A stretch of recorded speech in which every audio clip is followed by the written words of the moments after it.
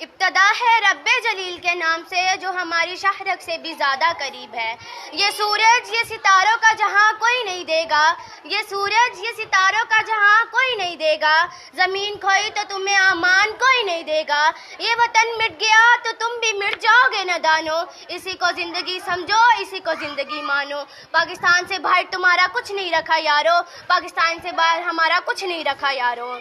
سرد علی وقار جب میں تحریک کا مطالبہ کرتی ہوں تو میں خود کو کئی برس پیچھے محسوس کر کے دیکھتی ہوں۔ سرد علی وقار میں دیکھتی ہوں شہیدوں کے لہو سے لکھی گئی تحریر، قائد کی قائد اعظم کی محنت کی تصویر، اقبال کے خوابوں کی تعبیر۔ میرا پیارا پاکستان لہو لہان کے ظلم و ستم کو توڑ کر دنیا کے نقشے پر روشنی بن کے ابھرتا ہے تو لوگ جل کر کہتے ہیں چند ماہ سال سے زیادہ جم نہ پائے گا اور جلدی دنیا کے نقشے سے غائب ہو جائے گا۔ مگر آج یہ تحریک منظر دکھاتی ہے کہ اللہ تعالیٰ کے فضل و کرم سے نہ صرف ہم قائم دائم ہیں بلکہ اپنی جدوجہد سے یہ ثابت کر دیا کہ جب اپنا قافلہ عزیم و یقین سے نکلے گا، جہاں چلے گا راستہ وہیں سے نکلے گا۔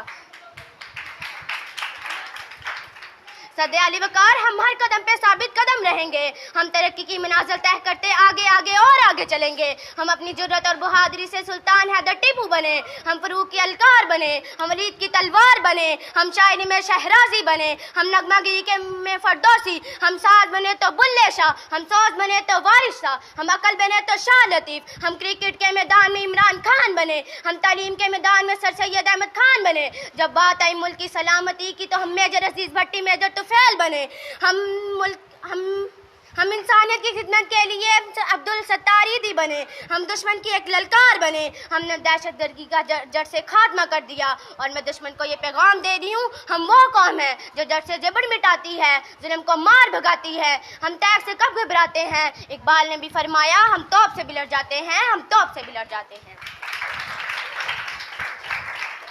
سرد علی وقار ہم زندہ قوم ہیں، ہم وہ زندہ قوم ہیں جو اپنی وطن کی آن مان اور شان کے لیے اپنی جان قربان کرنے سے نہیں ڈرتی، کیونکہ وطن ہے تو ہم ہیں، ہے اگر جرم وطن کی مٹی سے محبت، یہ جرم سدا میرے حسابوں میں رہے گا۔